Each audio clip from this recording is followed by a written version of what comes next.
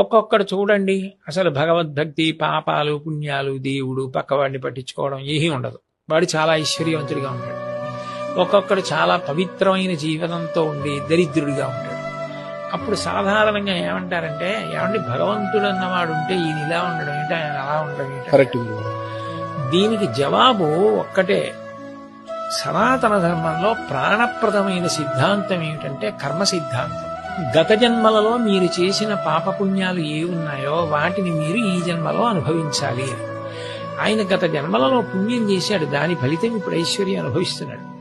ఇప్పుడు చేస్తున్నాడు పాపం, దీన్ని అనుభవిస్తున్నాడు.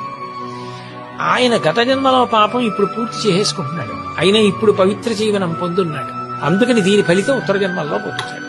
అప్పుడు ఆయనకి హెచ్చరిక, ఈయనకి భుజం మీద చెయ్యి పెట్టి అభినందించి అదే పవిత్ర మార్గంలో వెళ్ళడానికి తోడ్పాటు. పునర్జన్మ సిద్ధాంతంలో కర్మ ప్రధానమై ఉంటుంది. అది మీరు పెట్టలేదు, నేను పెట్టలేదు, అది ప్రధాన సిద్ధాంతం. అది దాని వలన పాపపుణ్యాలే